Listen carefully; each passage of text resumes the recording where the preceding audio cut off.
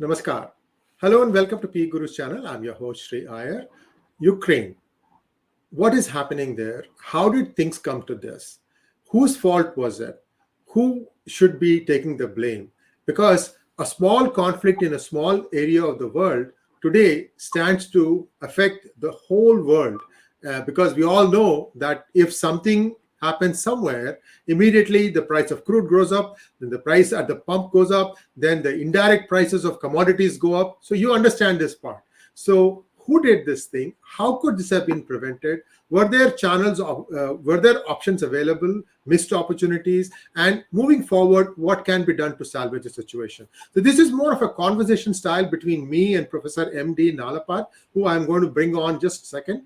And I hope that you like this format, because we're going to try and trade some ideas. Not every one of these things may be something that you may be in agreement with, but the idea is to enrich yourself with viewpoints, different ways to look at the same problem. Without further ado, let's welcome Professor M D Nalapat. Professor Nalapat, namaskaram and welcome to PGurus channel, sir. So you are the guest, Professor Nalapat, so I'll give you the opportunity to express your thoughts on how you see Ukraine. We had one discussion on, I think, Gyan Ganga Hangout, you and I and Dr. Swami, where you had mentioned about the illegality of an elected president being, deposed in 2014, and hence Crimea, right? So maybe we can start from that point of view. Why you thought that was incorrect on part of the people of Ukraine? Whether it was again something that was, fomented from outside, because now the West is saying that this separatist thing is also fomented from outside. Anyway, so let's why don't you share your thoughts on what is playing out, where it started, and how you see this thing going. Then we can, go back and forth. Well, Sri, you know that I frequently refer to the Clinton administration as being a disaster for the world because of the impetus it gave both communist China as well as Wahhabism. Of course, the Clinton administration sought to denuclearize India and really sought to ensure that Kashmir was made a part of Pakistan. The Clinton was very bad news for India, but in India we have a lot of people who frankly either don't follow geopolitics or have a slightly masochistic impulse. So Clinton was lionized in the final days of his term when he finally was forced to come to India, because this country, despite Clinton, despite his sanctions, despite his hostile activity, was consistently making progress. Well, I'd like to say that he began this thing about NATO expansion.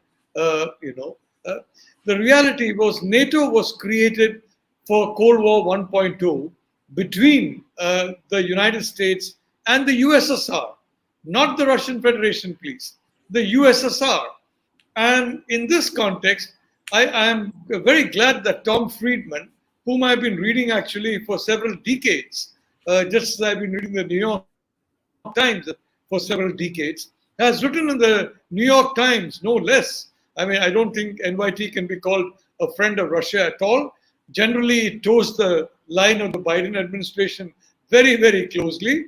But he has correctly pointed out that the root of the problem was in 1991,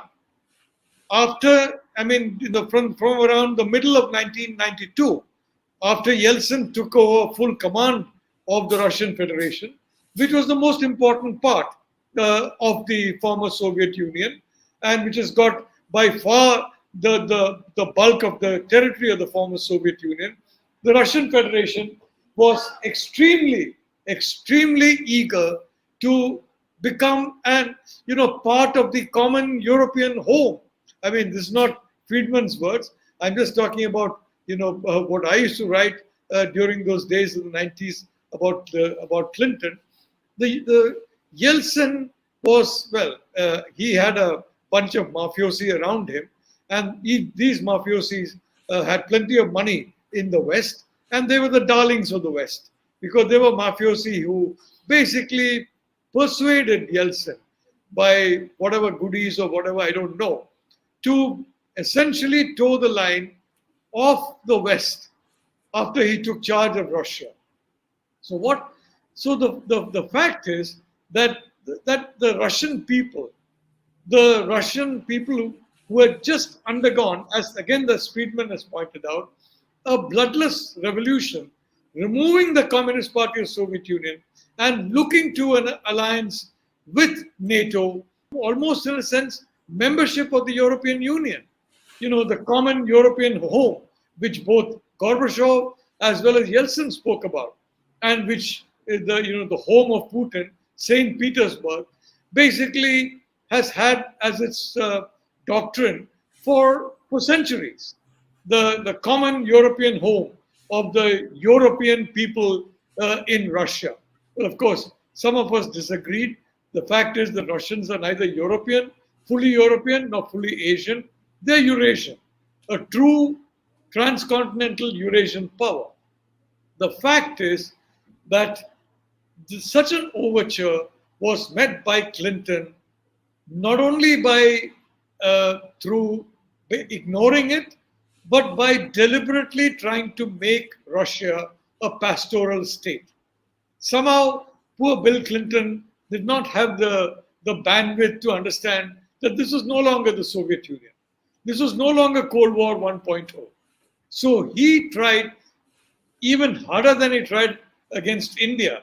And Clinton did a lot of damage to India. He ensured, for example, through agents in the Indian establishment, that the cryogenic engine program in India was set back by more than a decade. It was the Clinton administration that basically hobbled that program for more than a decade. It created the situation for that. Clinton went after Russia. He wanted to make Russia a pastoral country. You'll remember that after the Second World War, Hans Morgenthau, the Treasury Secretary of the United States, had said, make Germany a pastoral country. Definitely once Truman took over, that was abandoned, and West Germany was integrated into NATO, given every facility, every incentive. The past was forgotten. The denazification, frankly, was, less than comprehensive. Let's put it that way. A few people were hanged out of the thousands who had indulged in atrocities, but that at least is better than what we did in the matter of Bangladesh, when nobody in the Pakistan military was even sent for 1 day's imprisonment, except as POWs. So what I want to say, from that time, Russia and the Americans and NATO have treated Russia as an enemy. NATO has expanded into the countries that were once part of the Soviet Union. And frankly, this was a condition that James Baker solemnly affirmed would last, which is that the United States would not expand NATO now that the threat for which NATO was formed, the war between, the possibility of war between the Soviet Union and China, was over. NATO ought to have been disbanded. And frankly, it ought to have been reconstructed in the 90s when Cold War 2.0 actually began, which involves the United States and China having a similar systemic conflict. That would have made sense. It would have meant not only just European countries coming in, but even more so, in greater number, Asian countries would have come into that alliance. The United States, of course, unfortunately, Truman was on steroids on that. He went completely away from the Roosevelt situation of sympathizing with the Asian people against the European colonizers, and foursquare made the United States support the colonizers. We all know what that happened in Vietnam. The Americans stepped into the shoes of the defeated French, and they were defeated in turn.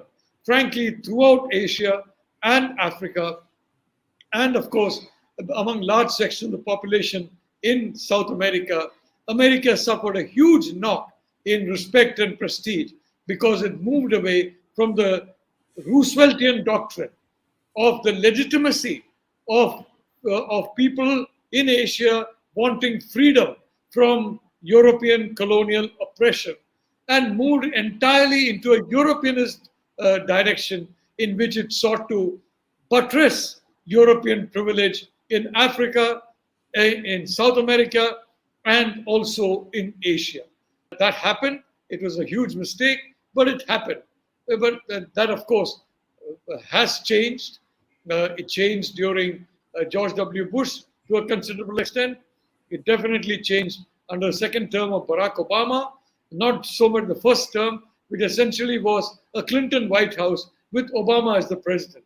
It was essentially run almost as a Clinton White House number 2. But the fact of the matter is, this is where the Ukraine conflict began, because Russia understood that America would never cease to target Russia as the main enemy. Now, NATO would never stop that. Some of us thought that, Joe Biden would have has smelled the coffee, NATO has smelled the coffee, and they understand that, from towards the close of the 20th century, it is the Indo-Pacific that is a geopolitical pivot of the world, no longer the Atlantic. But I'm sorry to say, I think Joe Biden has gone back into the period when he was a senator and to the Cold War 1.0, which was taking place throughout much of his time in the Senate, and he has completely forgotten about the reality of Cold War 2.0. He has taken his eye off China, focused on Russia, and in the process locked Russia and China together in a way highly disadvantageous to Russia, to India, to the United States, but very advantageous to China. So I want to say why President Biden, inflicted this self-goal, why the NATO members inflicted this self-goal on European security, North American security, Asian security against the threat that they face, the threat from China. I'm not smart enough to understand why. Couple of things that I want to bring out from your observations, Professor Nalapat. Number one, I don't know if you have read Sarila's book on The Shadow of the Great Game. He was the last aide-de-camp to Lord Louis Mountbatten. Have you read that book? Of course I've read that book. Yeah. Of course I've read that book. So if you read that book, you can see how American administration was keen that India stay as a single entity. They kept sending envoys, but Churchill was trying to keep that communication always in limbo. But the Indian political leadership was not mature enough to understand that it was no longer Great Britain, but it was the great United States that won the war for the West. I mean, I am at a loss to understand why that envoy, they just gave up. Because these guys wouldn't, even give them the time of the day. I mean, Sarila says again and again that he was the one guy who could have told Great Britain, this shall stay united, you keep your nose out of this, we will take care of your petrol interests or whatever, and that could have happened. So what I'm saying is perhaps that is what made Truman to think these guys still are not ready for engagement. Let us just continue the colony. I'm not making any apologies here, but I'm just saying that India, which in my opinion never misses an opportunity to miss an opportunity. Sri, India is so saintly. I mean, during that period at least, was so saintly that in the United Nations, it fought for China vocally to be a permanent member of the UN Security Council, displacing Chiang Kai-shek's Taiwan at the very time when Chinese troops had entered into Indian territory in 1962. It's a small matter like the entry of Chinese troops across the international border. It is actually an international border between India and Tibet, really, did not stop India under the government of the time from vociferously saying that China should be a member. Well, who was Chiang Kai-shek? Chiang Kai-shek and Madame Chiang joined hands with Roosevelt in trying to persuade Churchill to basically give freedom to India. Chiang Kai-shek and Madame Chiang fought very hard for Indian freedom against Churchill, who said Indians are, a beastly people, they can't be free, and that the freedoms of the Atlantic Alliance are basically meant only for Europeans. Now, I would hesitate to call, Churchill a racist, but frankly, all his actions, his words, his demeanor, everything indicated something which resembles racism. So let me Professor put it that way. Nalapat, if he walks like a duck, quacks like a duck, it must be a duck, sir. Well, the people who basically allowed, this to happen. In your case, Sri, you come from a country where I think one of your greatest presidents, Abraham Lincoln, he was a man of peace, a man of nonviolence, but he recognized the immense harm that partition of the United States would do to the future of the country. And he fought for it. I'm sorry to say, in India, even leaders who had once said that partition would happen only over their dead bodies, well, they sat quietly in their houses while partition took place. I'm surprised that the Indian leadership did not battle partition, because partition has been so extremely harmful. And in my view, the biggest harm has been to the Muslim community in India. Absolutely. I couldn't agree with you more. You look at how things are played out. There is a Punjabification of what is now left as Pakistan, and every ethnic component there is training from under the weight of this imposition of the army, which is more or less Punjabi. So this is a problem that they are facing. So let's get back to the current Professor Nalapat. See, if my memory serves me correct, I'm going back to Yeltsin days. Vladimir Putin was with the KGB, and I think he was one of the vice presidents under Yeltsin, right? Isn't that how it happened that he succeeded Yeltsin? Yes, he was a vice president under Boris Yeltsin, and George W. Bush was director of the CIA, and he became vice president of the US, and suddenly he became president. So the fact of the matter is that being a spy chief, as H.W. Bush demonstrated, does not disqualify an individual from taking over as a vice president and president of a country. Yes. So more or less since the 90s, it has been an uninterrupted reign, bar for a small period of time where he stepped down as a prime minister because of some constitution. He's back again now, and now I think he has changed the constitution. So Putin is emperor for life for Russia. So this is Tsar 2.0, if you ask me, sir. Look, again, I'd refer you back to Tom Friedman's excellent analysis, and in which he points out that Vladimir, I wouldn't look at it the same way as Friedman. My take on the issue is that Vladimir Putin became popular in Russia because the Russian people felt threatened by NATO and felt humiliated by the United States and by the European powers. Exactly. I was just before this watching the UN General Assembly meeting, which for some reason the UN General Assembly convened a whole bunch of people from Europe first to speak, and every one of them was sharply critical of Russia. Now, I wish the same people they talked about the sovereign rights of Ukraine to be within its own recognized territory. Well, I wish some of them would speak out now, at least, now that we know that they are for the sovereign rights of countries to be within their recognized territories against the illegal occupation by two countries of the sovereign territory of India. And those two countries have fought multiple wars with India. The very same countries that have come forward and are talking about the sovereign rights of a European country have completely forgotten the sovereign rights of the world's largest democracy and a country which is soon going to be the world's most populous country. I mean, frankly, Sri, it beggars description. Now, you take, for example, Kosovo. I mean, what happened in Kosovo? It was forcibly detached by NATO from Serbia. Kosovo was an integral part of Serbia, and in fact, it was very important.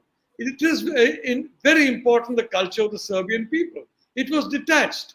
You look at Libya, it's been partitioned. You look at Syria, the only part of Syria where jihadis are safe is the part where people who have been funded and financed by the United States in the past. I must confess that the US woke up to its mistakes now, but I think funding is still going on from some sources, and the US is also helping them to ensure that neither Damascus nor the Kurds take over that territory. It is a territory controlled by the so-called Free Syrian Fighters.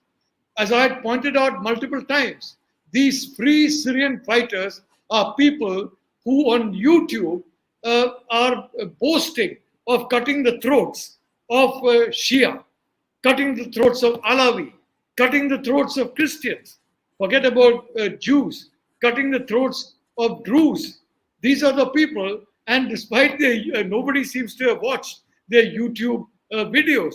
Nobody seems to have read what they said in the years before they became the recipients of so much of help from NATO.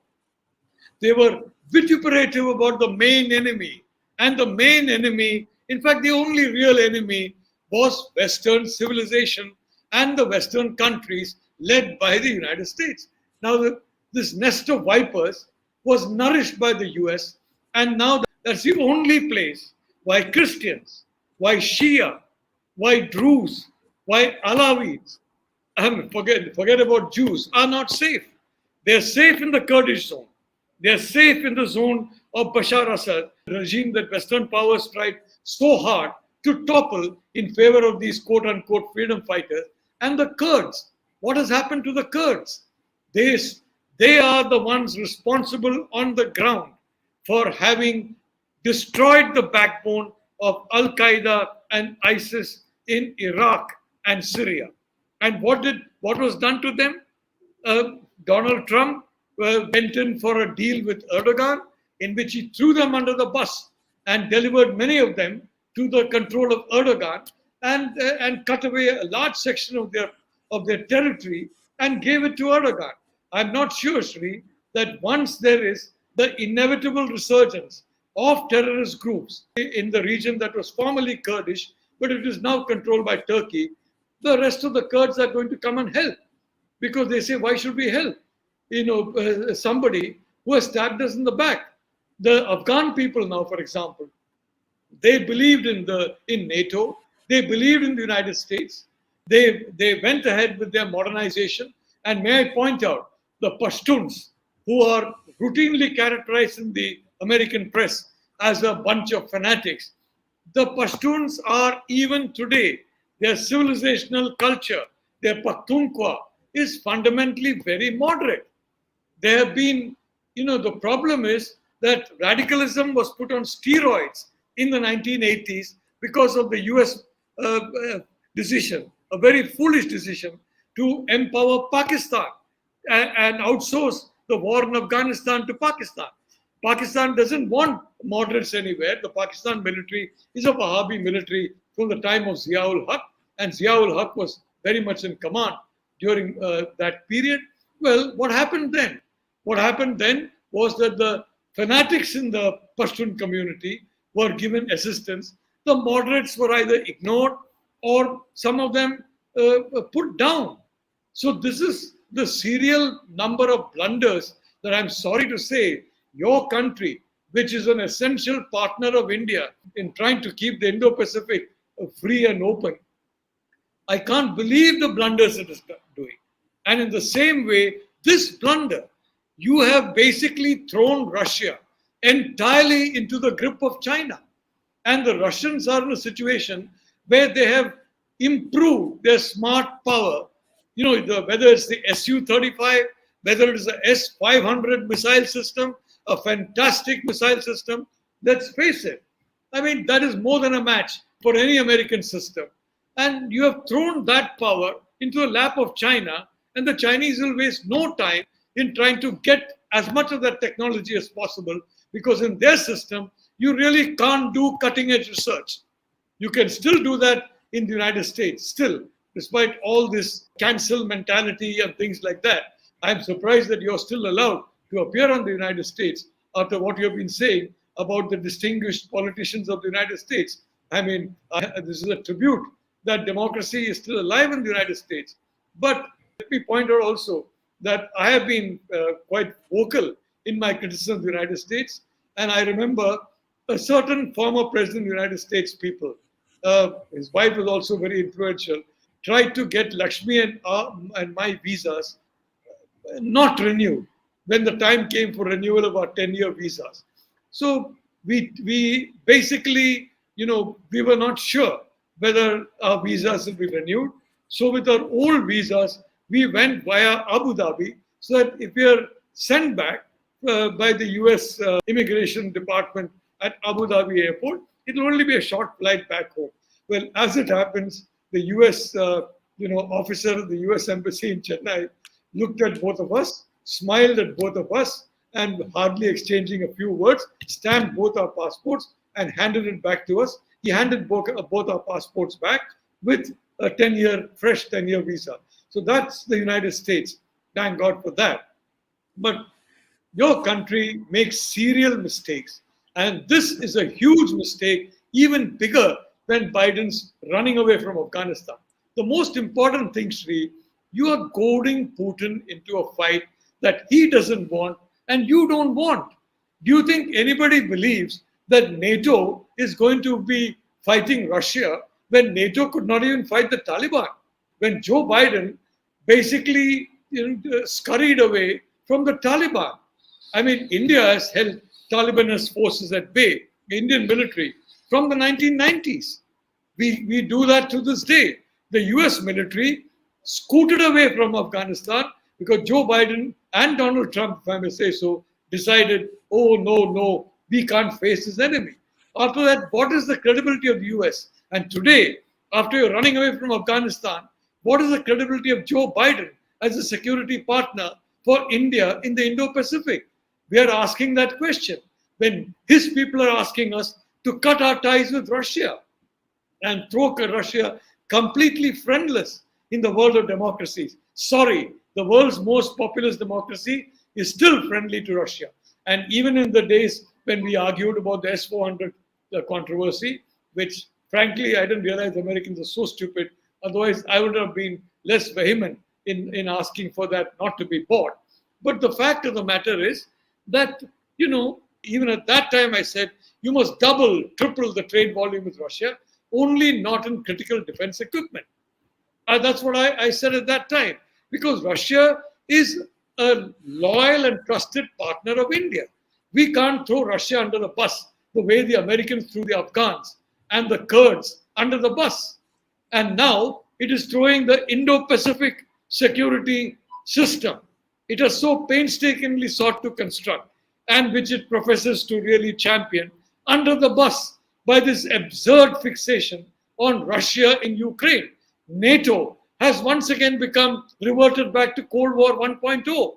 And the funny thing is, I hope this is not correct, some friends in your country told me that Anthony Blinken actually called up a guide to advise him on how he should tackle Putin, and that guide was Chinese Foreign Minister Wang Yi.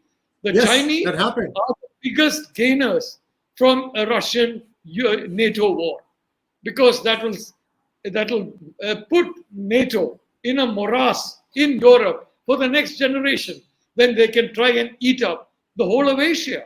So this is the stupidity that Biden has done. I thought after Afghanistan and the fiasco he caused, he would be a little more careful. But I think the stupidity of those who advised Biden, I'm not blaming Biden. I do believe he's a straightforward man, an honest man. But the stupidity of his advisors, first of all in Afghanistan, kneecapping the Afghan military. He could have continued the logistics, send back troops. I welcome that. But keep logistics so that the Afghan National Army could prevail against the Taliban. But instead, they rolled out a red carpet for the Taliban.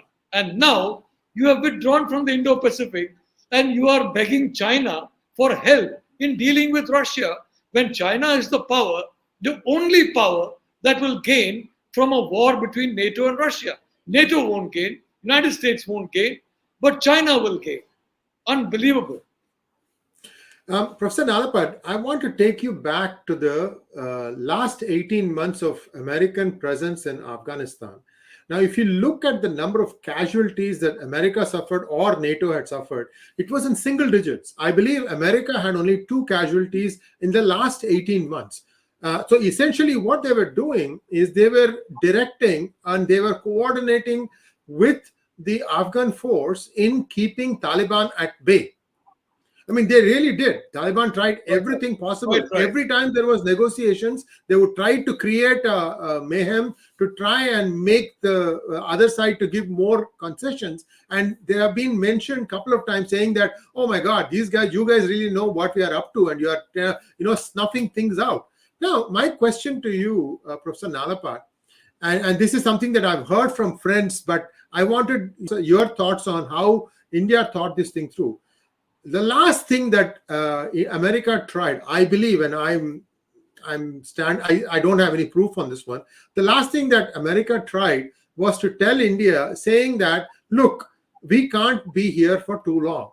We will continue. You just put 5,000 feet on the ground, not to 20,000, just 5,000. Control Kabul. You can control Kabul with that. Plus, you can do what we are doing for the Afghan National Forces. Continue to guide them to keep the Taliban at bay. Now, this is what I have been told, and India turned that down also. Is this true? What is your take on that? Sri, I was in favor of India sending a division to Iraq in I think in 2003 to basically be billeted in the Kurdish regions of Iraq. That was an offer that was made, and I think I found out later on the real reason for that, at least from people in government of India at that time, and that was that Colin Powell was insisting that this force should work under a British general. Now, after being colonized by the British, if you had Indian soldiers and you asked them to work under a British general, that was being tone deaf to an incredible degree, and that was the reason why this was flatly refused by India, even though the Deputy Prime Minister, Mr. Advani, was in favor of it. And a lot of people in the BJP were in favor of it. Jaswant Singh, I think, was in favor of it. But finally, I think a very clinching argument was there that Colin Powell wants this force to work under the British, and he won't allow it independent status. Now, India is not France or Germany or Japan. India is not a subsidiary partner. India is a co-equal partner. It is the way, for example, the Americans correctly and smartly made China a co-equal partner against Soviet Union. China was not treated as a secondary partner. It was treated as a co-equal partner. India has to be treated as a co-equal partner, which I hope that I think Joe Biden has got that message. I certainly hope he has. I don't see Colin Powell's the kind of people in the Biden administration. But unfortunately, the Biden is surrounded by Europeanists. So one question, Professor Nalapat. One question, Professor Nalapat. In your opinion, was there a proposal of this nature? And if so, did India turn it down? I'd like to say that I am glad India turned it down, if that means replacing US boots on the ground with Indian boots, especially in a situation where, as it turned out, the US withdrew logistical support from the Afghan military, which was essential to make that military prevail against the Taliban. Sir, it was a one-for-one replacement. Professor Nalapat, it was a one-for-one replacement. Look, India would do the logistical support. India would operate out of Bagram Air Base. Basically, India was going to keep that $80 billion worth of armament.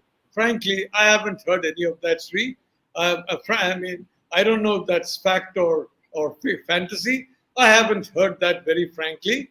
And certainly, India should never send troops on the ground to Afghanistan. Afghans are a very proud people. They don't like troops on the ground.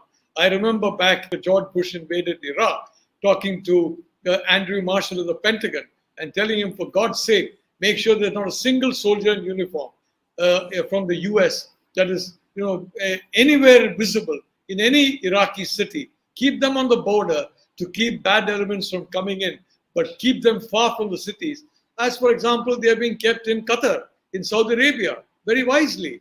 So, frankly, Sri, I'm not very sure that, but India could have trained the Afghan army. But what happened?